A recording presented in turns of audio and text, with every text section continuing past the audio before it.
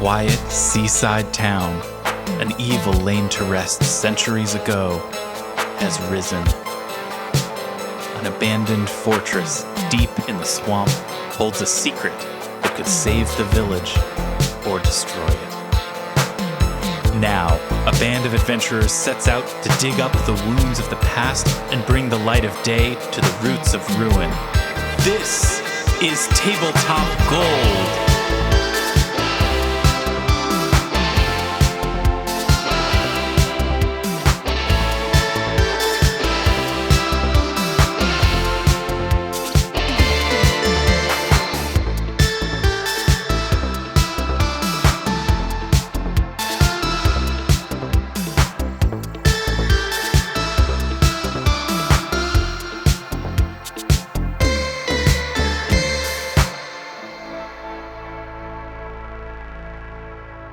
Hello, friends, and welcome to another episode of Tabletop Gold. We're gonna get a tagline right now. The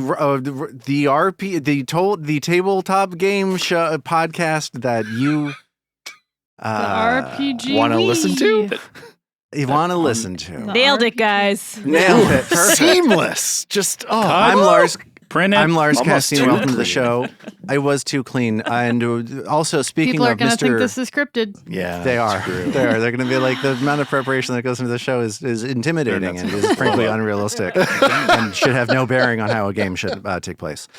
Armet Humphreys, speaking of one of the cleanest guys I've ever met, he's here. Hi, Armet. Hello. Good clean time. Clean comedian Armet Humphreys is I don't here, work blue. as is he doesn't work blue. David the Tin Man Chernicoff. Good that time. Only blue for me this week. Blue only. Very Dabba-dee, dabba-da.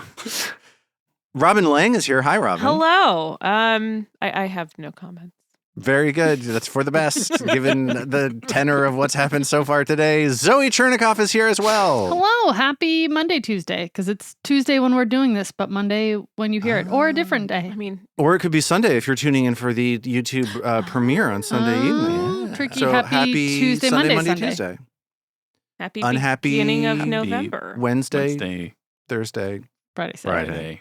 Saturday. Yeah. That's it. What terrible days those are. Saturday's the It's worst. when you're furthest away Yeah. from a new release of our show. So true. That's true.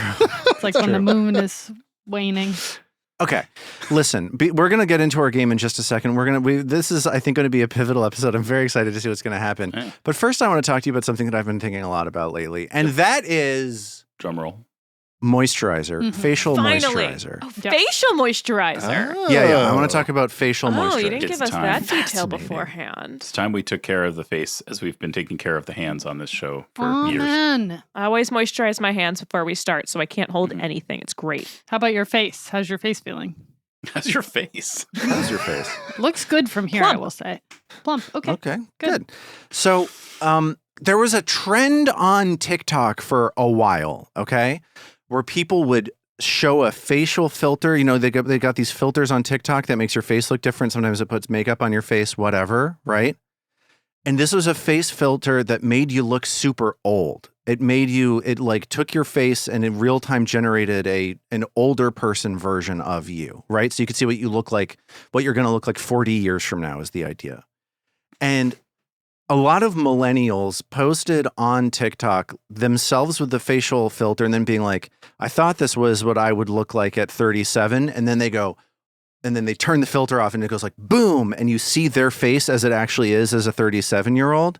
And then there's always text that has them bragging about like, that's because I've been using retinol since I was 16. Ooh. I've got facial moisturizers. And there's this idea that I see developing, not necessarily in the tabletop role-playing game corners of the internet, but in other corners of the Not internet. Trust me, this is just happening. in those corners. Not just. Yeah. Thank you, Yes. Zoe. That like there's a division being put through us where it's like there are people that are taking care of their faces and moisturizing and fighting aging. Maybe this is just because I'm like in the age group where people are talking about facial moisturizers. But there's this idea of like, if you put the right facial moisturizer on, it'll stave off aging forever. Lars, Yes. you gotta get off TikTok. That's probably true. Yeah. Here's like if Cutting you right to the point. like TikTok, YouTube, the people who post about skincare stuff, like there are 10-year-olds who have massive amount of followers who post about their skincare routine and what they got at Sephora today and their drunk elephant moisturizer. Yeah, it's like a And whole thing for like preteens. Yeah. Sephora is like a whole world. it's so I would take anything you see on there with a grain of salt because That's funny because that's what they recommend. Take a grain of salt, rub it on your face. because so much of it they get money for being a skincare influencer. What? It's also unique that that's the only Oh, corner no. of the internet where you need to think about whether perhaps ad revenue is changing what you see. I know. Yeah, It's so pure finally elsewhere. here. Yeah. A uniquely cynical slice of the online world. I Okay. know. I'm I feel very like we have just cynical. gone leaps and bounds. I'm not watching 10-year-old Thank like God. commercial influencers. That's Yet. not where the algorithm. Yeah, that's true. Now that we've spoken about Now it that on we've mic, spoken. the algorithm will serve it to you tomorrow. Yeah. Here's the issue. Is I understand people wanting to take care of their skin. I understand people wanting to wear facial moisturizers, but the question I posit to you, Mhm. to the four of you, and I want you to think about this. Like I really want you to consider because this is I'm asking you to reach into parts of your mind that maybe, you've been passively collecting data as you've been moving through the world and you haven't really necessarily been considering this particular piece of data. I feel like I see people all the time now whose faces are so moisturized that they just look wet all the time. Just their faces just look damp. Have you seen this as much as I have seen this? That's one question. And question two, it's a leading question. Has facial moisturizing gone too far? Your thoughts? Well, the first question is unanswerable because you're asking me to compare my experience to your experience. I'm just asking you, like, now that I've introduced this idea to Right. you, this idea that you've been seeing people with wet faces, do you feel like you've been seeing people with like wet looking faces all over the place in the world? All over the place might be pushing it, but regularly, yes. Frequently, maybe not, but regularly, sure. This also may be like a New York City has this, and in 3 years we're going to be like, oh, the wet face thing's here. Yes. We got the wet This is what faces. Lars meant. Yeah. Everyone is so fucking shiny. I mean, think about how orange everyone was 15 years ago. Yeah. I mentioned that I was having this conversation with my wife roughly 5 weeks ago. This is how long I've been thinking about this. Okay. And she told me that there is something called dolphin skin. Okay. Have you heard of dolphin skin? I haven't, but there's a snail related product that came up in a work chat today Oh, that I'd I like to have, add in once we get through dolphin skin. I have snail eye cream. Dolphin skin, snail skin. Okay. So we're going to move through this dolphin thing very quickly. Then we're going to get to snail skin. And then I think we're probably just going to play a game. So, These sound like arcane spells. yeah. I cast, I cast plus rank one 5 dolphin moisturizing skin. dolphin skin. But apparently dolphin skin is just it's an aesthetic that people are going for where you put so much moisturizer on your face that you look like a dolphin. You have shiny, watery skin a la a cetacean. Very strange. So that's like the name for this look, or is it like above and beyond the level of wetness you're seeing? It's the name of the look and it's above and beyond the level of wetness. I'm not sure I Wow. understand your question, Zoe, now that I'm attempting to answer the either or. I think it's both. Is the wet phenomenon you're describing dolphin skin, or to get to dolphin skin, do you have to do even more? I think that dolphin skin is like next level wet. Okay. Is a wet skin It's taken to it's the like max. iridescent dewy. Iridescent and dewy. Okay. Thank you, Robin. So it's like Just you woke like up dolphin. in a dewy field on the planet Pandora in the Avatar movies. Yes, and then you went to your job at an office in Midtown Manhattan or Right. whatever. Listen, I'm pumped out on most things, Okay. as we know. It's interesting. It's an interesting point. I'm really I just can't get there. I mean, everybody have fun, do you? Absolutely Yeah. have fun. For me, and in terms of trying to connect, in any way, I don't know, man. I don't know. Okay. So let's see if we can change our podcast to be this kind of podcast. What if we all The kind agree? that's sponsored by Sephora. Yeah, maybe that's where Big we're going. money right there. What if all 5 of us Okay. Yep. swear an oath Yes. to next time we record I'll be right back. have dolphin skin? What if we all agree? I got all the materials. I'm good. Yeah. I let's do thought it. I was out, but shiny You know? Wet skin. We're going to be Do you like think a we can bunch do of it? 12-year-olds at Sephora stocking up. Yes.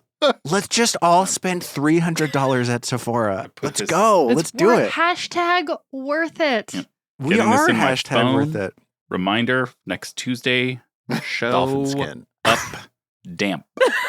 Very good. Okay, and what's the snail thing? What's the snail business? Robin actually has it, so I'll let her lead and I can fill in with whatever people said in the work chat. There's a lot of different beauty products that are so dolphin skin does not actually involve any dolphins, but there's like Here we go. bee That's good to venom know. products and products that use the kind of the snail goo, like the stuff that snails Mucin, excrete. I think is what it's called. Are you serious? Yeah, like I've used some bee venom products before.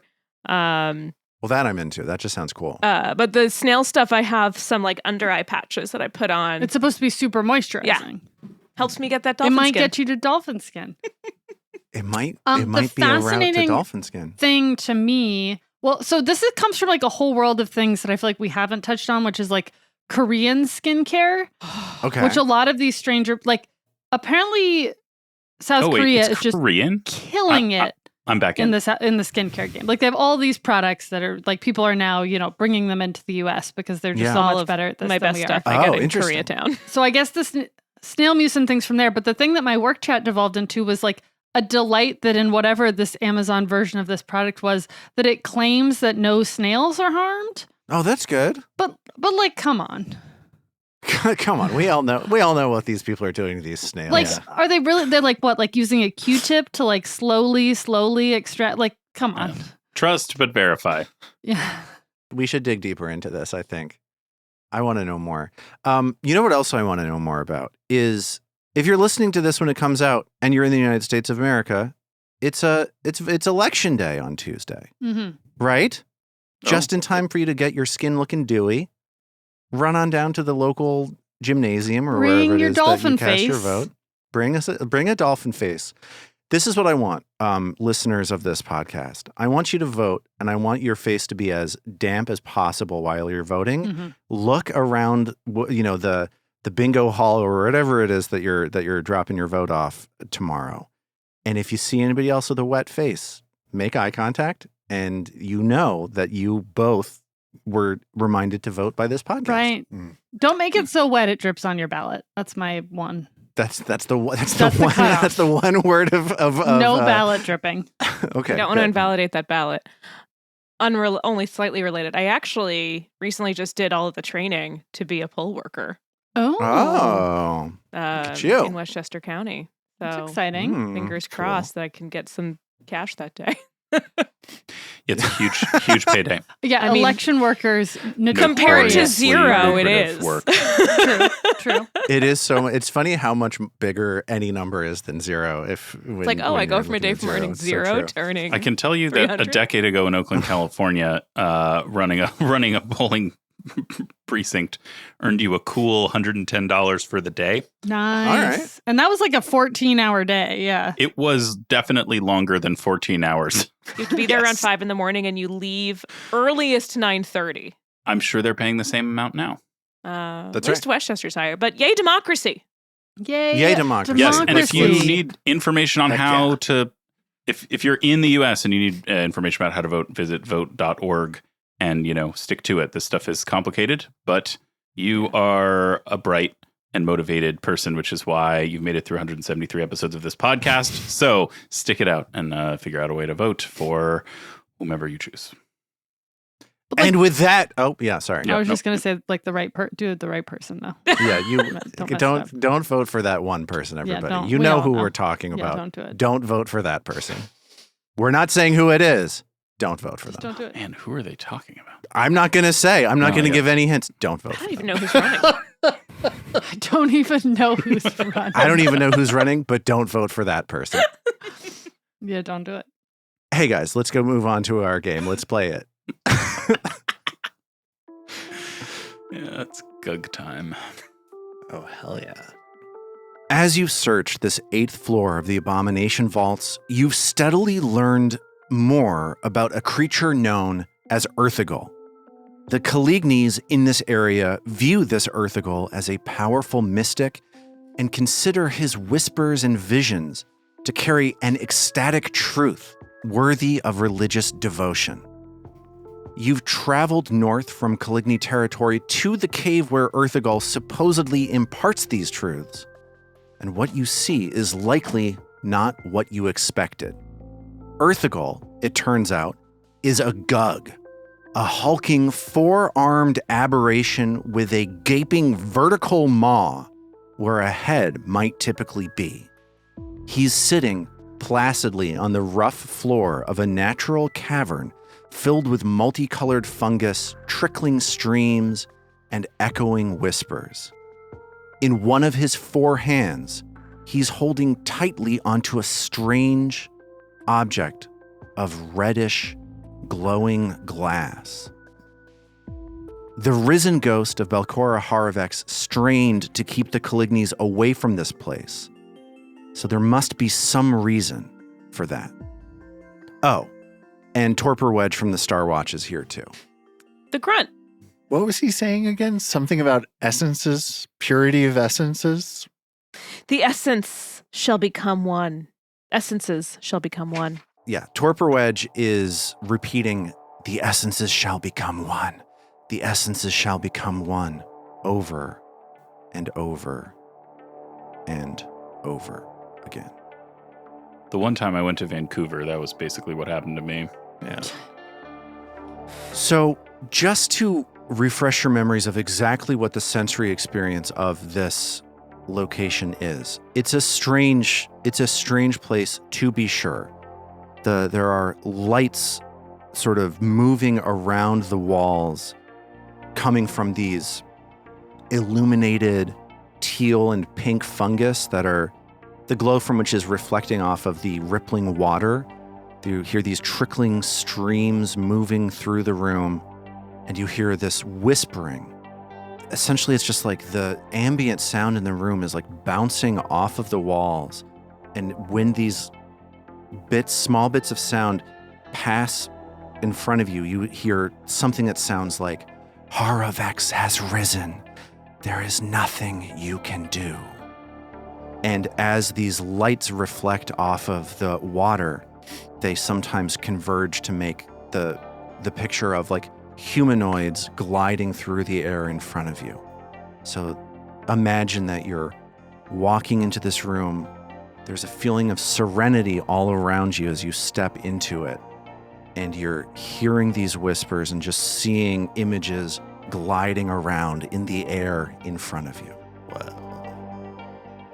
What do you do? So we're not straight into initiative. Ugol doesn't just like lunge for us and start gugging us. Yeah. I'm going to take No what you're gugging saying and I'm out. going to turn it into an action in scene. I'm going to say, Mag squints at Ugol, and you see that Ugol is just sitting there clutching this glass thing in a hand and whispering idly to himself. This gug is not acting aggressively to you at all. I think we ought to talk to them. Okay, so I've never met a meditating gug before, but I did meet a meditating wise man, and he was absolutely fascinating to talk to. This was sighs super dramatically, and sort of like shoulders past Isthan, not rudely, but just kind of like tuning this out. If this were Clueless, the movie, she'd do the W whatever. It's very hurtful, Ale.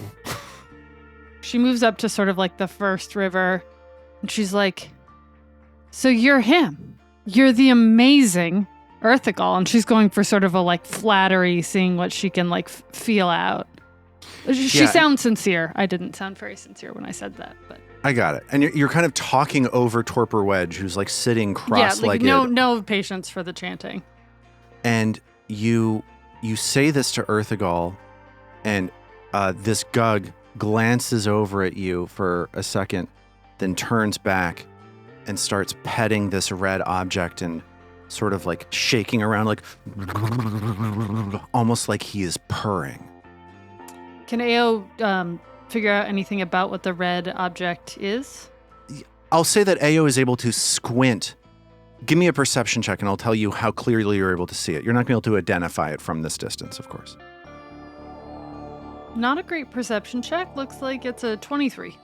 It looks like a shiny chunk of glass with something red swirling around inside of it. Another Lange ruby, she says. The glass so the Lange ruby, just to address that, Lange ruby was solid red. This is clear glass with something red suspended within it. Is it an Aeon stone? Does it look anything like the one that Mag has? Mag looks down at her Aeon stone to see if it's similar to this object in Erthagol's hands. And as you consider that question, I need all of you to give me a will save, please. Oh. As you feel the echoing whispers in this room starting to take root in your mind. Rough rolls out there. Okay. Tell me what your numbers are, please. 18 for AL. Oh, 16 for Mag. 24 for Iston. Shitty roll. Only a 20 for Trill. Okay. All right, So- the party's about to get crunk. And before all that, I was just Yep. going to say, can Trill sense any magic or anything? But I guess a little late Here's for a that crazy now. idea. Should we do wait, shots? Right? I think we should do Okay. shots. Okay, so as Mag looks down at her Aeon Stone and looks up at this thing being held by Erthagol, Iston experiences nothing. You're just like hanging out in a room, no big deal. Okay. Trill and Mag both hear something in their heads as they become stupefied one. You hear in your head, the lenses. She knows the secrets of the lenses. 3 are within reach, 1 very close, the other lost by Ildaris. 1 held by the blood eaters. Whoa.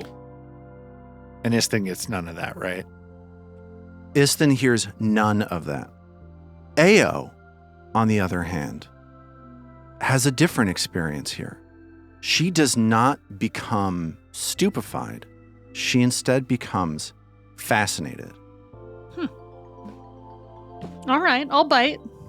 And Sounds like Mechanically, you won't, though. So I'm sorry. Yeah. you right. don't hear this message in your mind, but you do feel like you're becoming more in tune with this rhythm of these whisper of just the strange babbling whispers, and you feel yourself maybe becoming deeper in tune with just the essences of this place.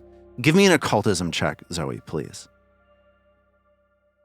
Wow, really some rough rolls. That's a 15. And you don't have much of a sense as to why it is that something like that could be happening right now. Just happy to be here.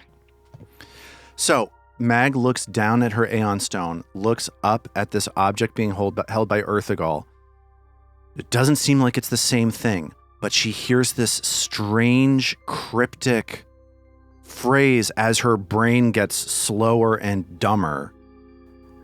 But she's hearing something about the lenses, secret of the lenses, 3 within reach, 1 very close, the other lost by Ildaris, and 1 held by the Blood Eaters. Do any of you know what Ildaris is? I make more sense of the references to lenses, which sound like they would be put back in place in Gauntlet Keep in order to enable the weapon to be reactive. The concentration of the blue light by way of the lenses that at least in the past Valk Azrene was making, and Yeah. I wonder if the thing that Erthagol is holding might be one of the lenses that he is contemplating. Ildaris? Was Less Ildaris so? something Okay, about let's the put- Ob? let's put Ildaris to the side for a second. I want. I was also my I brain. jumped the gun on Ildaris. Yeah, my He's brain's also going named to the Mr. Beak. lens Ildaris. That's its name. Okay, okay, hold on Ildaris. David, does it seem reasonable that Mag would be looking at this object, hear this phrase about lenses, and then say perhaps to herself, that must be a lens that Ugol is holding?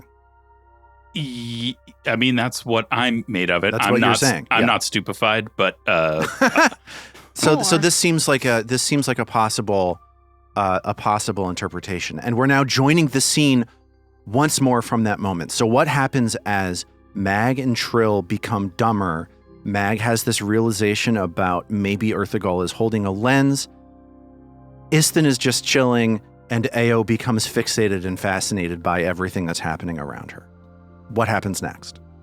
Can Trill detect magic from that stone? Yeah, you absolutely detect magic. What is the detect magic that you're casting heightened thing do? I know that detect magic, you're probably casting it at rank 5. So you can pinpoint the source of the highest rank magic. Yeah, 3rd rank. You can also pinpoint the source. You don't know the exact location. Yeah, You can you narrow it pinpoint down within a 5-foot this- cube.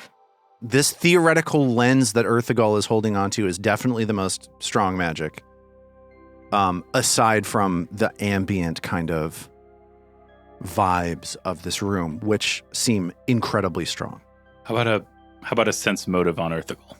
You take a look at Ugol, trying to get a sense of what it is that he's up to, and you see that he is fixated and connected to this lens, because all he's doing is sitting there, petting the lens, and purring gently.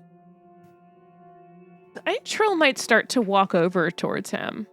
Okay. Kind of So calm, because she can Trill- tell he seems to be fascinated as well. Hey, Trill, Ao says as she walks by. Right. And if Trill goes, Mag is going to at least flank her Hey, for Mag. muscle, because the last time we walked up to a Gug, it killed Trill briefly. Yeah, and I It think knocked Trill out. yeah, she didn't die in that It one. lightly To be killed fair, her. a lot of There are things It was have a knocked light Trill light out at killing. this Little point. light killing. And she probably has her lute out, maybe trying to like harmonize with the weird music that she's hearing around. Those Okay. kind of bits to try and just be as non-threatening as possible. Okay. You approach, Trill creeping forward, Mag close behind. What is Istin doing as everybody around you starts acting weird? I think Istin will just walk up with Trill and Mag. 'Cause Hey, he's like, Istin. this is a pretty cool vibe in here, right? Yeah. All the whispering, and now Trill's starting to harmonize. I mean, it's a little bit of a toe topper, you know? Whispering? Ao says and like briefly looks confused and then goes back to staring at the lights. As Trill approaches Ugol does not look up, does not notice you, does not really care. Torpor Wedge, similarly, but there are very different things happening with Torpor Wedge and with Ugol. Ugol seems like he is in tune with what it is that's happening in this cave. Torpor Wedge seems as though his brain function has dropped down to a very low base level, and he's just whispering the same thing over and over again. The essences shall become one. The essences shall become one. The essences shall become one. The essences shall become one. As Trill hears him whisper that and kind of takes note of the really weird energy in here and the fact that she was hearing things, she looks back at Mag and kind of whispers, I wonder if taking him out of this room might knock him out of whatever's got him under. Did you say you're wondering if the essences are lenses? Me too. Lensessences. Ao chimes in from the background. As Ao chimes in, I'm going to need you to make another will save. This will save in chat will do it. all of Me us. specifically or all? Yes, everyone, please. Yeah, it's another 20 for Mag. Okay. Istin got a 20 on the die for a 37. so So he's funny. Then totally it's just gonna like, be okay. cool, all right. It's totally Kind of funky in unaffected. here. How If we did do an Ao open do? mic night or something? Ao's good cheer seems to be serving her some 32. Okay. That's a success. How did Trill do? Being stupefied, Mitchell got another 20. Okay. Mag and Trill feel themselves slowing down even more as they slip to stupefied 2. Yikes. Isthin still fine. Ao continues to be fascinated by everything around her. The successful saving throw doesn't do anything there. As Ao chimes in on this, Mag and Trill both hear in their heads, "She keeps them apart while she works her petty vengeance, but the essences shall become one." You feel almost like it's the cave itself talking to you. Isthin being the with it one is such a good, straight man bit. Lars, if Trill's still moving forward, Mag is, but if there's sort of a pause in our trance-like approach, I think Mag would be curious to get a closer look at the environs that may be affecting us in this way. Sure. To get a sense of, is this just... This seems place-based. Are there indications of that physically versus it being a magic spell that might be more related to Earthigal? I think that's kind of what she's trying to suss out. Yeah, I like occultism checks for this. Yeah, I think that swamp lore is reasonable given that we're in a swamp area. Okay. You know, maybe you've heard something about something like this. I will tell Yes. you though, you're stupefied, so these checks are going to be worse. Should be good. Yeah, I was gonna Should be say, fine. I think Trill's she's noticed, she just keeps noticing this closer she gets as well, that the more foggy her brain gets. And so she really is starting to pay a lot of attention to that stone, that piece of glass. Sure. Whoever wants to give me a knowledge check, let's say that you guys spend about 10 seconds thinking. Yeah, I'd love to give a occultism check. Great, Yes. please. Can And I'm I? gonna give you- Anyone wants to do it? Do it. I'm going to give you swamp lore rather do than that play now. wind instrument, which was nearly what I clicked. Okay. How do I pull up? I don't think she'd be as good at it. Agree to disagree. So I got a mix of blind and not blind Sorry, should knowledge I checks redo from that people. blind? No, it's fine. I'm just going to say the only person that has a sense of what's going on here is Isthin. That tracks. I'll say. That tracks. Isthin looks at his 3 friends getting slower and stupider, or just very, very distracted in the case of Ao. And he considers this question of, is it this lens that's doing this, or is it this cave, or is it the mystic power of the Gug itself?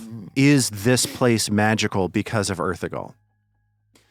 And the conclusion that Isthin comes to here is that the reason this place is the way that it is not because Earthigal is some great mystic. It's because this cave has mystical energies passing through it, and Earthigal has just been sitting here for a very, very long time. There's something else just outside of Isthin's grasp here. He can't quite figure out why it is that Earthigal, sitting here for a long time, is responding so differently to Wedge, sitting here for such a long time. But Isthin is clear-headed enough to get the sense that there is a meaningful distinction between these two. Yeah, Torpor looks pretty out of it. Ew, could you take a look at him, perhaps? Oh, sure, she says, and she sort of wanders over and places a hand on his shoulder, but decides that she's very interested in these glowing orbs and whether they're valuable. So on her way there, she did what she wants to understand what these light sources are. So these light sources are all fungus. They're all mushrooms that are just glowing. Right, but Lars's nightmare. truffles are worth a lot. Yeah, it's such a good point. Thank you, Zoe. Yeah, that's such a good point. Let me see what I can do for you. Ao Ukio truffle pig. Maybe you want to pick one of these. Maybe you want to pick one of these mushrooms for later. Yeah, that's absolutely what she does. Probably a terrible idea. We can all Try agree. it up but with a little let's chew do it. leg. Let's lean into Okay. the story. So Ao plucks one of these mushrooms. If you're looking for some kind of reaction from the residents in the room, you don't get one.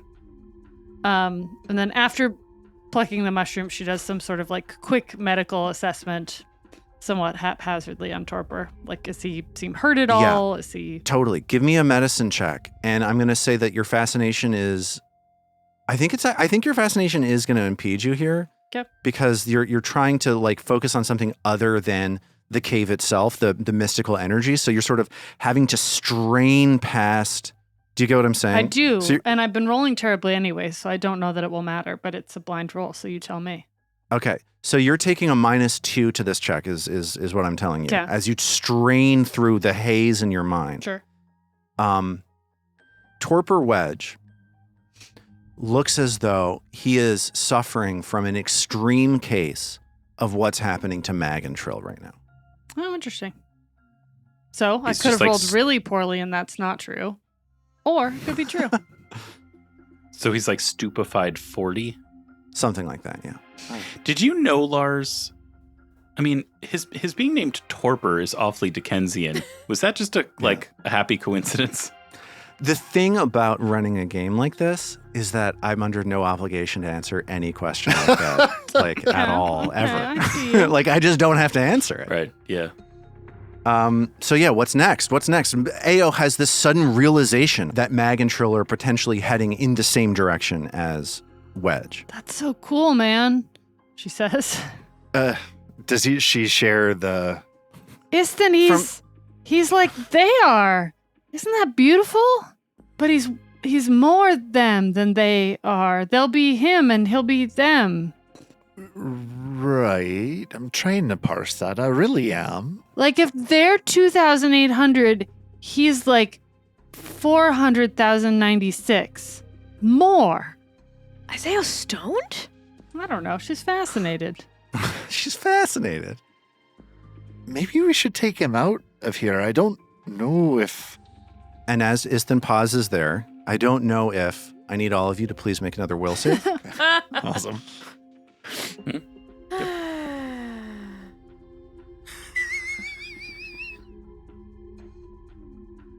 Okay, how did Mag do here? It's the worst roll yet. It's a 15 for Mag.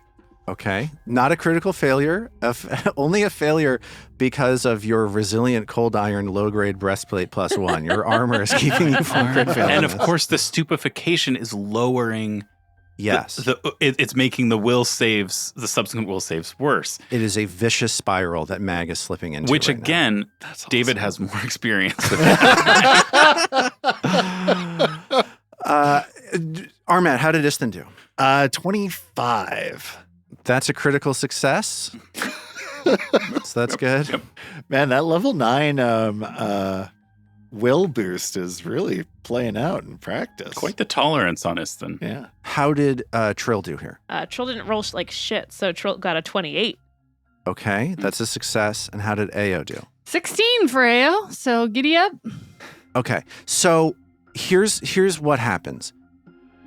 Trill manages to retain some level of focus here, as does Istin. Mag slips down to stupefied 3, and as that happens, she hears reverberating around the room, "Find the lenses and place their essences together within a host." No. Mag only mumbles, "The lenses aren't the essences. The lenses have essences." And begins to feel as though the torpor that she's torporing into is helpful. Yeah, Whoa. totally. It's pretty cool. Does Mag feel physically the worse for wear, or is she just getting dazed and confused here? She's just getting dazed and confused. Mag so far has heard the following things. The lenses, she knows the secrets of the lenses. 3 are within reach, 1 very close, the other lost by Ildaris. And it seems like nobody here knows what that is. one held by the Blood Eaters. Then Mag heard, she keeps them apart while she works her petty vengeance, but the essences shall become one. Find the lenses and place their essences together within a host. So at this point, Mag decides that it's helpful that she's that she's becoming more and more compromised and enraptured in this way. And she turns around briefly to Isthin with her pupils dilated. Massively Well, dilated. you're feeling it. I think you're peaking right now. And she locks eyes with him for a moment, and then she sits down on the ground cross-legged, and she grabs the Aeon Stone and just holds it in the same way that Ugol is. She's just trying to mirror Ugol physically, so that if he looks over at her, he will see her in quiet contemplation in the same way, because she wants to create the conditions to stay for longer and see what she continues to keep hearing. There's something that I love about this. Like, David, you're giving us the internal monologue of what Mag thinks she's doing, right? Yes. But what Isthin sees is basically Mag sits down next to Torpor Wedge and starts acting like Torpor Wedge. There's this idea of some of you are responding one way, some of you are responding the other way. And I feel like what's happening is Mag believes that she's becoming in tune with Ugol on that level, but to Isthin, it just looks like she is losing her mind. Yeah. I think he's definitely starting to become a little bit more alarmed, especially as Mag assumes the same posture and meditative sort of state as Ugol. So Zoe, Ao just failed this will saving throw, right? And her fascination with this room is becoming deeper and deeper. Give me another occultism check. Same thing we did last time you failed a saving throw. Blind occultism check, please. As you consider Ugol, and why is it that you are responding differently than everyone else? Because I was called to the light, and it's my job to harness it, I assume, right? Checks out. You consider this, like, I was called to the light, and it's like you almost have something, you're almost grabbing at something, but it disappears and slips through your fingers and disappears into a cloud of smoke, and you're not quite able to seize the reality that's right in front of you. What happens next? Wondering if we ought to get you guys and Torpor out of here. I think we need to get everyone out of here, can we? Do you think we could lead Ugol out of here? That I don't know. I mean, I suppose I could try and talk to him. I get him in the bag of holding. I think Trill actually immediately turns around and starts trying to interact with Ugol. Okay. Okay. And she looks up at him, and she stops the music that she was kind of just gently strumming and says, Your people, the Caligni, they've sent us. They miss you. They need your leadership. They need you to follow us out of this cave. And Mag starts mumbling. Oh, sure. What are they saying? What are they saying? I need all of you to make a will save, please. What? What? Okay, how did Mag do on this? It was a 1 for Mag. Okay. So one. that's a critical failure. Is and it? You become stupefied 4. This doesn't go to stupefied 5. The dumbest you can get is stupefied 4. Wow, Torpor's been here like 4 days, and it took him that one. But How did Ao do here? 19 for AO. Not great. Okay, that's a failure, so you become even more deeply fascinated. Isthan, how did Isthan do? 28. Isthan continues to have it all together. And I still need one from Trill. It's in there. 26. 26. Okay, that's a success. Mag hears in her head a final whisper from the cave. Join the essences within Haravex, and she can fall again. This is a promise of the empty death. A promise of empty death. Whoa. Ao, Whoa. fascinated with what's happening around the room. Maybe one more blind occultism check, please, as you again try to grasp at whatever truth it is that lies here. Okay. Ao looks at Ugol and sees that he is an aberration, Oh. that there is something aberrant about Ugol. Ugol is a creature. Gugs are creatures that dwell far, far, far underground, and the places where they live are so infused with this energy that there's like a magic kind of dwelling within them. Ao has a sense that the source of her magic shares some deep common feature Nice. of the Whoa. aberrant magic within Ugol. What? That's wild. Is it true? Yeah, we don't Does know. she also sense another thing or just that thing? Also, his reflex save is really bad. Okay. So you're telling me his reflex save is good. That's really good. Or mediocre?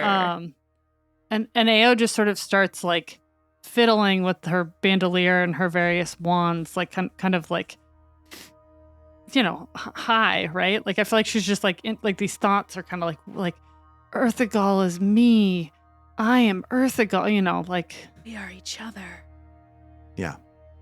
So Trill is now approaching Ugol, and what is Trill doing? Refresh my memory. So Trill's beseeching him, essentially saying that the Caligni, they need him. They've been without him. They have no leadership. They have no guidance anymore. They are Okay. struggling and dying without him. Without them. You see no response from Ugol. Give me a very difficult sense motive. Give me a blind perception.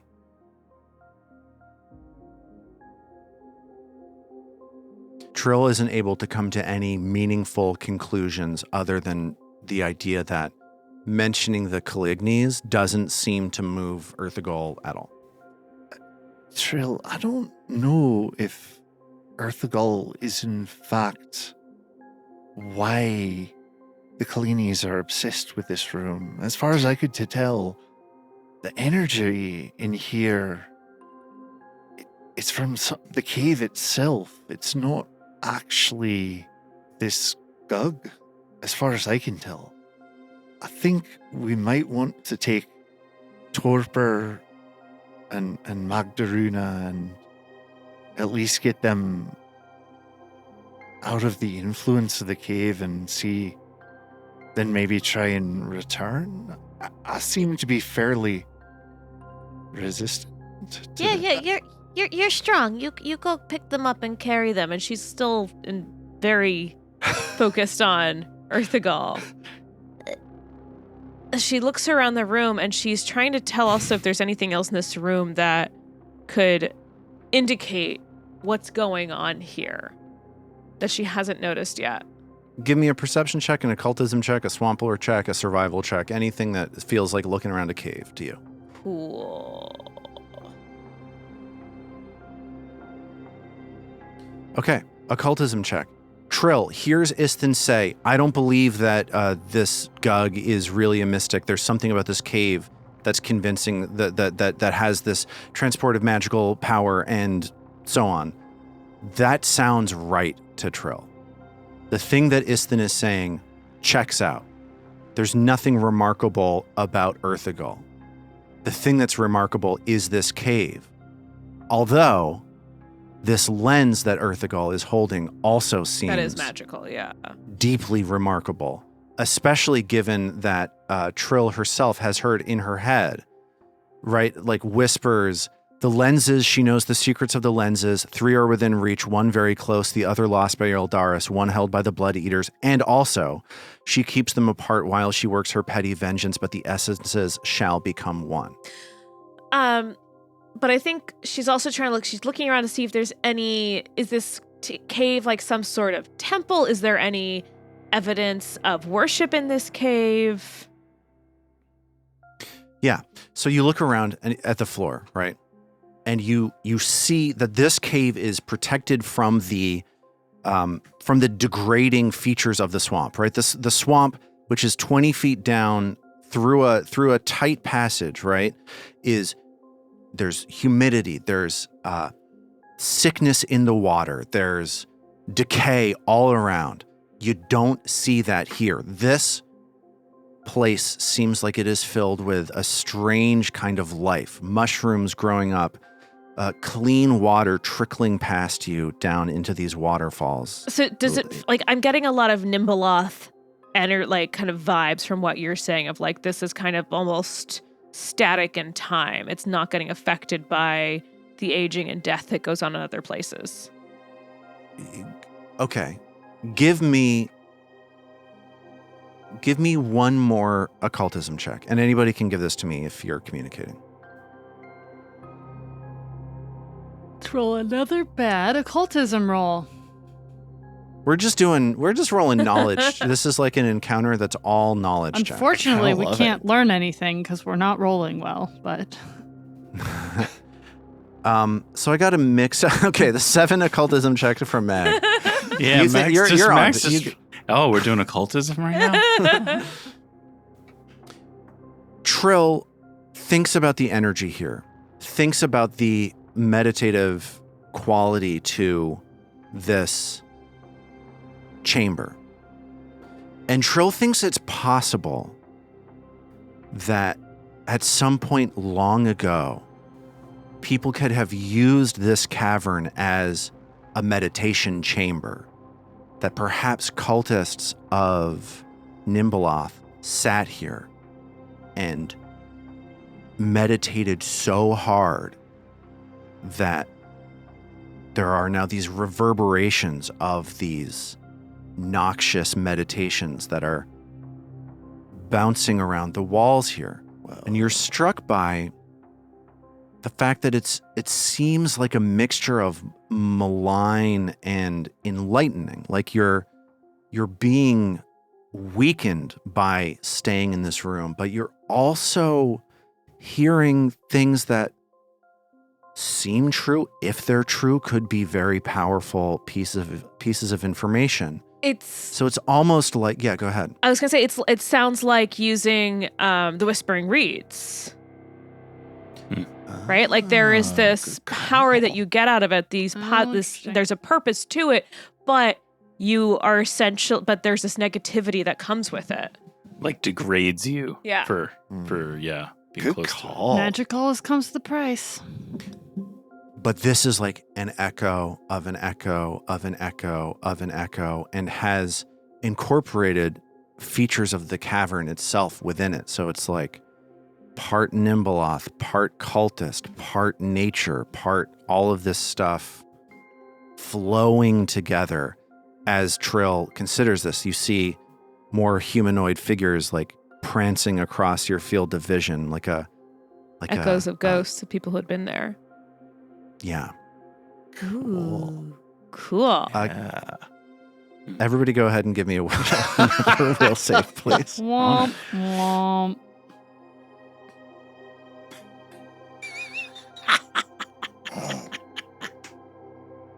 I feel like there's like exposure therapy happening with David right now, Yeah. just like crit failing checks repeatedly. And it's like, So I think this is funny. good. I think this is productive. Okay, how did Mag do? Whoa, Lars. It's a 3 on the die. for a 13 total. So this is a critical failure, but you're already as stupefied as you can be.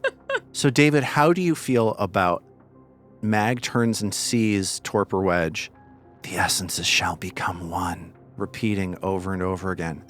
That's starting to feel like a good thing to say. She's joined. She joins right in. Freedom's just another word for nothing left to lose. Am I right?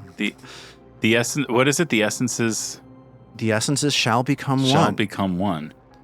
And Right. Mag, turns this notion over in her mind in light of everything else, and she says, "The essences shall become one. The essences shall become one. The essences shall become one. The essences shall become one," and gradually begins joining Torpor's cadence. That can't be good. That just can't be good.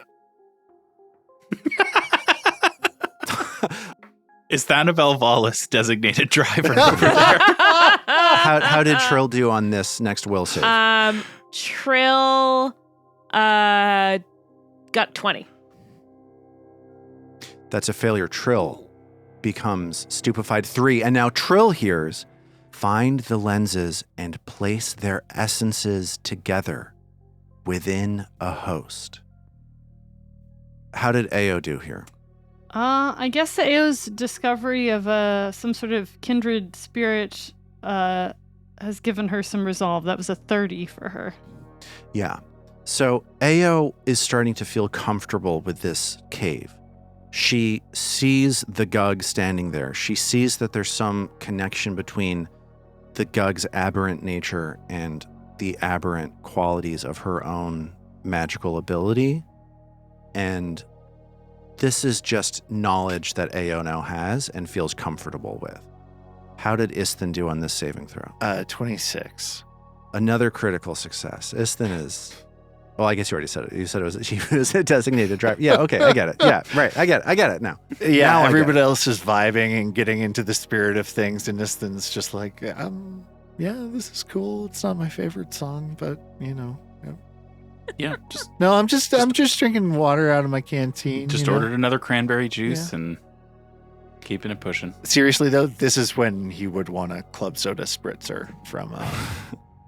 Armat, I'm going to ask you, since Isthin is like the one clear-headed person here, what are you doing? Like, so just to give you like a broad vision of what happened, you walked into this cave, and over the last 5 minutes, you've seen your friends get super chill, super weird, sit down, start whispering cryptic nonsense. Ao is off on her own trip, and like you see her looking over at this Gug sitting here. So it seems likely that Isthin would, in fact, drive here. What are you doing? What is going to happen next for this party? I think Isthin is definitely worried about what's happening to his friends, but it doesn't seem like life-threatening yet. And I think he would be interested in the crystal that the Gug is holding. So I think he's going to approach the Gug, moving very slowly and deliberately, as, though he's approaching a sort of temperamental animal. Squat down on his haunches and look the Gug in its clavicles, which is where it looks like its eyes are, and be like, "Hey, Ugol, was it? What you got there, buddy?" So Ugol gave you a quick glance when you came into the room. And as you walk up to him, the only other thing he does in reaction to anything that any of you are doing is after Isthin approaches, Ugol transfers the lens from his left hand over to his right hand to hold it further away from Isthin. Lower right hand or upper right hand? Great point. He's juggling it back and forth. It's Taking bites It's out actually of it. very impressive. He's taking a bite out of it like an apple. Somebody took the juggler archetype like a boss. Yeah. Is he close enough, though, that he could look at it and try and get a better sense of... Basically, Isthin tries to get a better sense of it. As Isthin looks close at it, the Gug transfers it into another hand. As Isthin comes around the other side, the Gug transfers it back into the other hand. The Gug is purring, petting this thing, and peacefully passing it away from Isthin to keep Isthin from getting a good look at it. All Isthin is able to see as it's sort of catching the light and glinting away from him is that it is a polished piece of clear glass with something red pulsating inside of it. Oh, And I'm showing you the art of it right now. Whoa. That is so cool. It really is. The edges of it definitely looks like a lens. It Yeah. sure does. I'm also getting like slide of blood, like petri dish vibe. Yeah. You know what I mean? Or like a drop of blood in a different liquid and dispersing and twisting in that kind of ribbony, almost smoky way. Totally. Yeah. Um, You don't have a great sense of how this red is moving, if it's moving at all, based on how he's keeping it away from you. What is Trill doing right now as Isthin walks closer to this Gug and the Gug starts silently moving the lens away? I think Trill's trying to kind of help Isthin out, and They've been saying like, oh, we just want to look at. We don't need to take it from you, but maybe we can get a better look at it outside this cave. Trill's like trying to come up with anything that's gonna maybe start to lead the Ugol out. Is there anything that she can? Is there any recall knowledge she can do for like something that could help her get this thing's attention? Give me a perception check. Give me a sense motive to sense what's going on with this guy.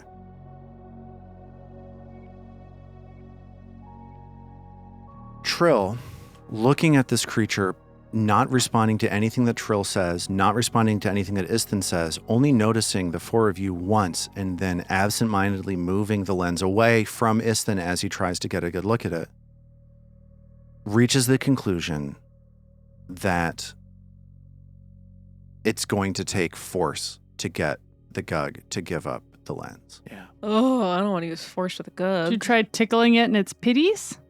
Gucci goo? Oh, yeah, Isthin, try tickling it. All right. Isthin tickles it. Oh, I got you. Here I go. Just You like got when 4 you tickle pits. me, I can choose and keep them going. you're going to have to roll for initiative. No. I will say that mechanically there are options for you. Like you could set on the goal of disarming this Gug and just try to get the thing and then run like hell. Like I'm not saying you have to kill this Gug, but I'm saying like getting the lens is going to require force, and based on your experience with prior Gugs, you get the sense that force will be responded to with Yeah. aggression. More force. An eye for an eye. We have, though, leveled up like 2 levels since we fought a And Gug. I'm sure this Gug is just as strong as the other one. Yeah, and one not of our itself tanks leveled is up. stupefied 4. Well, that's why I was going to say, I think Isthin at this point would say, okay, he's not getting that. Like, clearly by passing it to the other hand, he's playing keep away with us. Right. It's time to take everybody out and leave the Gug alone and regroup so that he can hear, hopefully, some of the other experiences in this chamber that I he think that has makes not sense. had. Yeah, I think that makes sense. So I think that's what he'll sort of suggest to Trill and see if she can help him sort of shoo this herd of Okay. cats out the door. I'll get AO. You get the big guys. Right, good plan. You're more convincing than I am, and I think. And he looks over at AO and sees how she's like eyeing the Gug and is like, she's got a weird relationship to power things. So good thing you're more convincing than I am. Hey, Mag! Yeah, you feeling good? You feeling groovy? The essences shall be reunited. I know, man, right? It's crazy. All those essences. They're going to do another tour, I hear. As this conversation is ongoing, Torpor Wedge looks over and says, yeah, the essences shall be. Hey, good looking out, Torpor. Yeah, no, I think that's a good point. Hey, I've got a crazy idea. The essences shall be reunited. Yeah, let's reunite the essences like ourselves on the stairway, right? I mean, I think they could reunite there. You never know with those essences. Could be anywhere, any moment. Let's go to the stairway. Probably there. Right? And Mag looks past it, like peeks past Isten's shoulder to the stairway, and then looks kind of sad and looks down at her Aeon Stone, and then looks back over her shoulder toward Ugol, and looks sad again, and then looks back at Isten and says, "The essences shall be reunited." I know, right? It's like Ugol's so cool. He's got this vibe, right? The presence, real riz is what I'm talking about. Like, The essences shall be reunited. yeah, no kidding. I know. But I think, you know what? If we reunite our essences outside on the stairway, I think we can come back again. And, second time, Ugol will be like more comfortable with The us. essences shall be reunited? Exactly. The essences shall be reunited. The essences shall be reunited, just like you and Ugol, in just a minute, as soon as we go out to that stairway. The essences shall be reunited. Yeah, I know. Thank you. I understand. That's I appreciate the effort you're making on my behalf. And Mag, having resigned herself to Isten's guidance, she reaches down to her belt and she pulls off. Let's see, what do I have in here? She pulls from her belt one. She has a potion of quickness that's been sitting on there. Sure. And she hands it to him, and very meaningfully, whilst looking him in the eye, says, "The essences shall be reunited." Mag, really? Thank you. I guess all I can say is the essences shall be reunited. Thank you. Mag touches his face. Torpor Wedge reaches a hand out to Mag, getting the sense that they're about to go walking together. No. Mag, Byerman carries him onto her shoulder. Okay. So he reaches out his hand being like, let's hold hands. And Mag is like, he's across Mag's shoulders. Yeah. She friendly hoists him. Yeah, I imagine Trill kind of comes over to Ao and says, Ao, there's more things to find. We're gonna go clockwise, and we're gonna go back out this door. Neo stares at her, just sort of like slightly grinning. and Trill takes her by the hand, takes one of her paws. Neo sort of doesn't move for a second, and she takes out one piece of gauze and she wraps it around Trill's wrist, and she goes, "Trill, you're beautiful." Ao, you're beautiful. Let's wrap this gauze around our hands as a sign of friendship and get the hell out of here. Neo just doesn't respond to that and sort of follows behind her, looking around. So you pass out of this this cavern. All of you squeeze one by one, or two by two, if that's what it is. We pass out, all right. The party goes through marching 2 by 2, hurrah. Through this tight sort of gap, and that leads into the cavern, and you are once more standing on the top of a cliff, looking out over this swamp. There's the stream that you were just walking along turns into a small waterfall, and it dumps water out into the swamp below. And the four of you look down to the south, and you see that the stairway where you fought Belcora Haravex and those wisps leads back down into Caligny territory. But for now, you are out of the cave. After a few moments, Ao's fascinated condition slips away.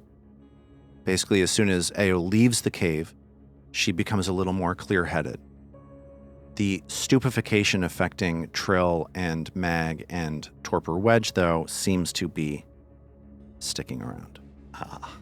Does Ao What do you have do? any sort of medical ability that might alleviate that? I don't know.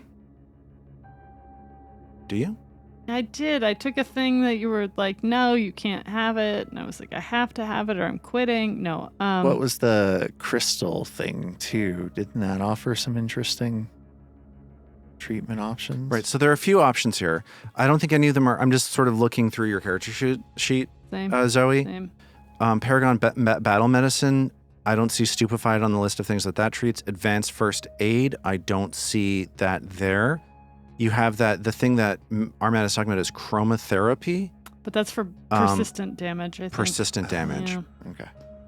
Womp womp. So you don't see. So what does this feel like when you realize that Trill and Mag, as you slip out of this cavern, they're still slow. They're still confused, and there's still this like fog hanging over their thoughts, even though these whispers have now stopped. Eo grabs Istin's shoulder and she's like, Istin, I knew we were smarter than them, but I don't know. That cave really brought a lot of things to light. Like, they're just really not, they're not with it. Certainly not now, that's for sure. Hey, Mag. Essences reunited, yeah. Oh, good. I love that. What? Mag is now contemplating one of the cold iron chunks from the bag of holding. Yeah, keep playing with that. That's good. Yep, absolutely.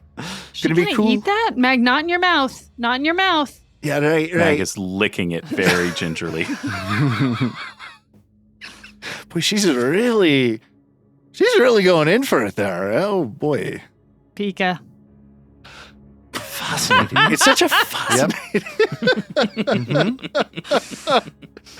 Bravo. Sorry, Is the only thing to do to bring them to town and let them recover from this, basically? Give me a medicine check. Let's do it. Let's talk about checks here. Medicine check, occultism checks to figure out like how long this stupefaction is going to last on them, because there are conditions like frightened that slip away second by second by second, but stupefaction that's not that. Ao looks at Mag and does some medical analysis. I just got a blind medicine check from Ao.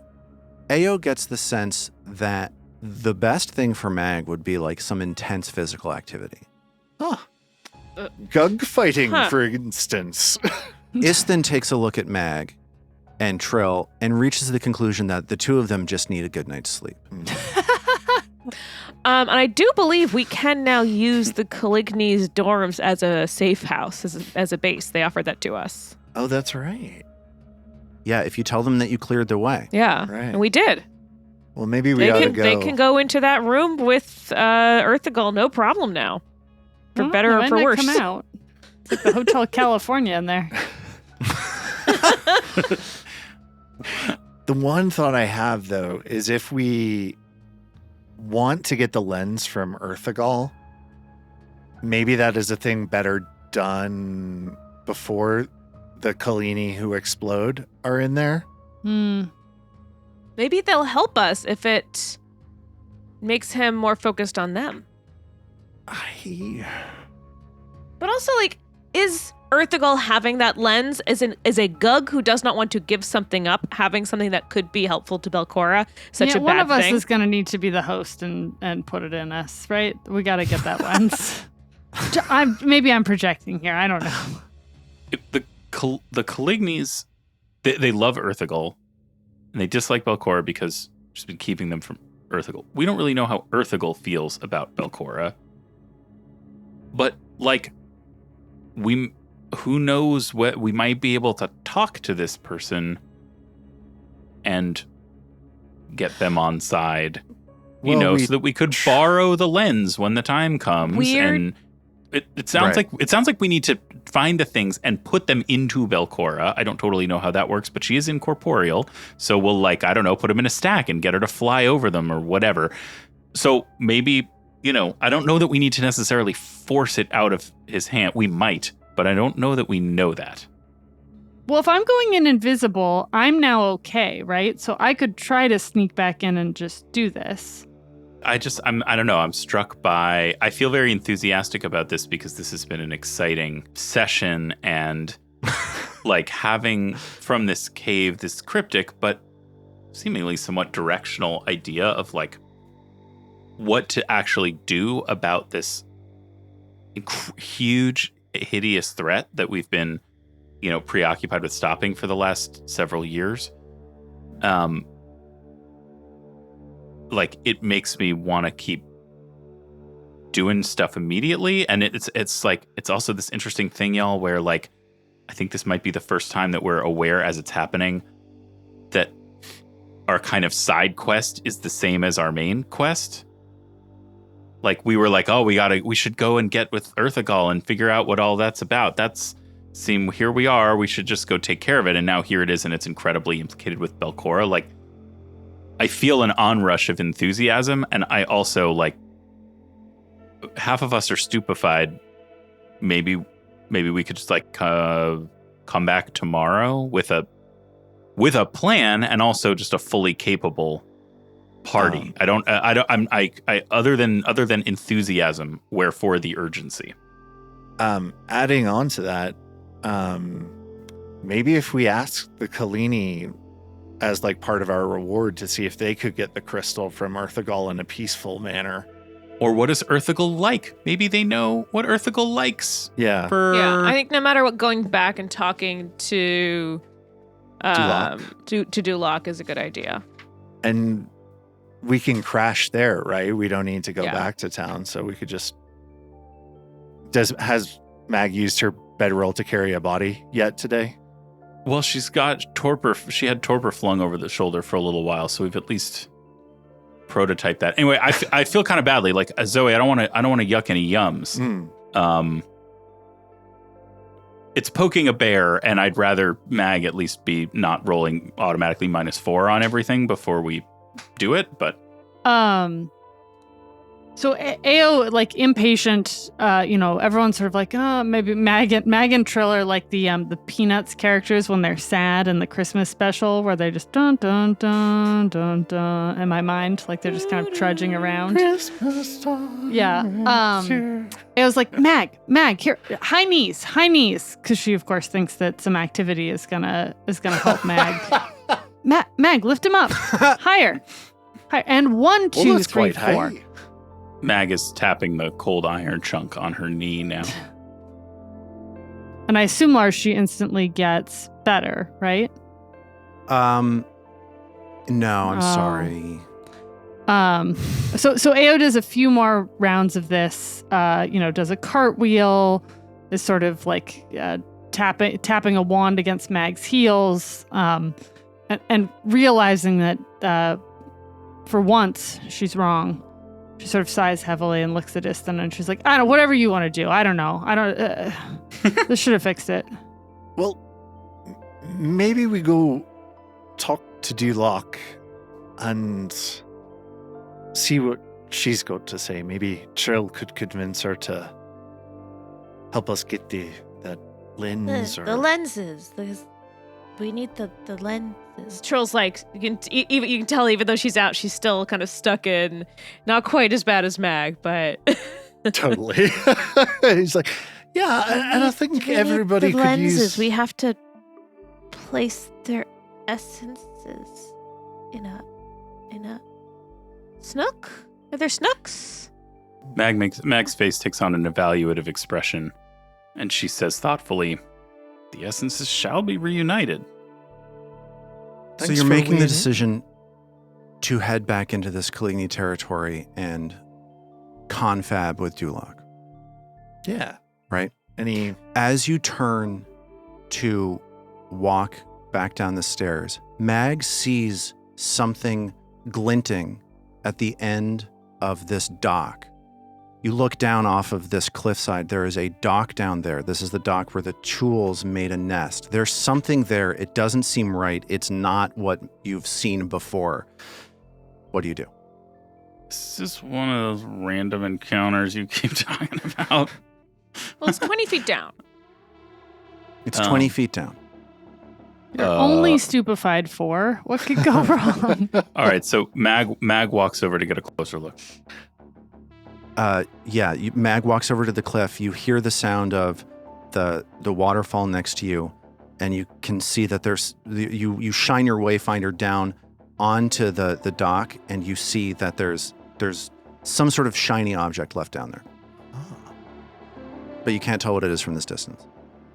What was that, Mug? You got something over there. And Istin sort of like, I think he was probably trying to like, when your dog doesn't want to walk anywhere and you have to kind of like get behind him and be like, come on, and make the gesture of like, and up and at him. Istin's been doing that with Torpor. Right now, Torpor, we really gotta go, buddy. All right, Lars, I think it's even money whether Mag is happy to be led back according to the plan by Istin or becomes so keen on literally a shiny object. So I propose I roll a d20, and if it's 10 or below, I jump into the water, and if it's 11 or above, I go with the thing. What do you think? Sounds great. Let's do it. I kind of love this. You wait, your honest. face tells me otherwise. Do you What's want your face says otherwise. You do whatever you want, man. Oh no. It's a weird, there's just something weird down here. Who knows what it is? I mean, we Probably could also nothing. just go and check it from the door. Like just Yeah, walk. there's no reason to jump off the cliff, I suppose. There's definitely no reason Can to Ao jump just send her mage hand down? Ao just Yes, So as sure. Mag is sitting there, like kind of. Right. Mag is fumbling around for pythons in the back. In her, And in her like doing the pouch. thing kids do on a diving board, where she's sort of Ao's just like, oh, stop. Yeah, And, I like, picture like Mag kind of like going back and forth, like do I, don't I, do I, don't I? Yeah, right, and she's now holding a bunch of pythons, and she's tapping them against each other, and she's saying the essences. the essences shall become be one, and Ao sends her mage hand united. down to check this thing out. Ao's mage hand flies gracefully down to this dock, grabs something, and you get the sense that there's an object there. There's something else near it as well. Ooh.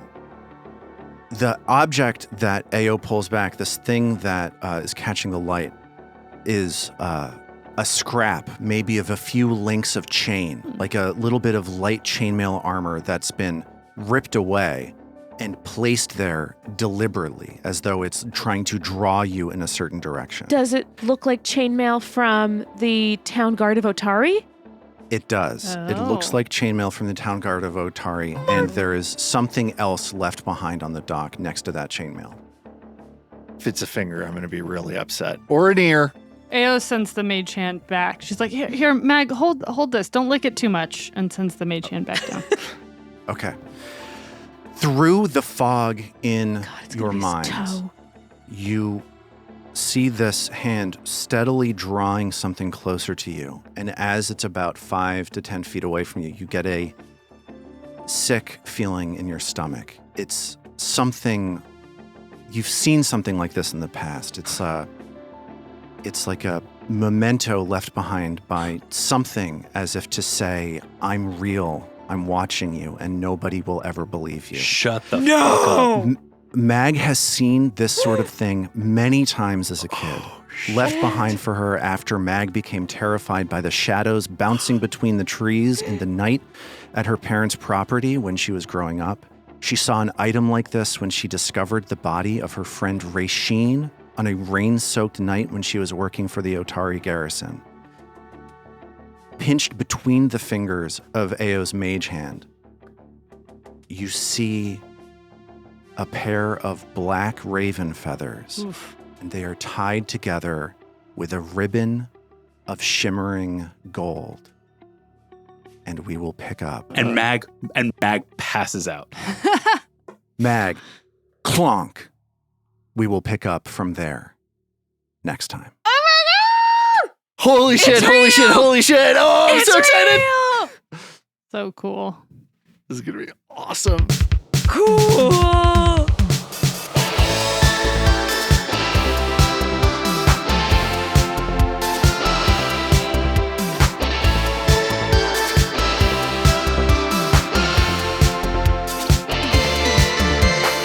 The Roots of Ruin is a Tabletop Gold production produced under the Paizo Incorporated fan content policy, using trademarks and copyrights owned by Paizo that are covered under that policy. The Roots of Ruin is not published, endorsed, or specifically approved by Paizo. For more information about Paizo Inc. and Paizo products, visit paizo.com. All original characters and content in The Roots of Ruin are the property of Tabletop Gold, and all rights are reserved. We at Tabletop Gold would love to hear from you. Visit our website, tabletopgold.com, to learn more about us and our shows, join the Golden Horde to get access to more shows, pick up great merch, and connect to the best online community in all of podcasting. Thanks for listening.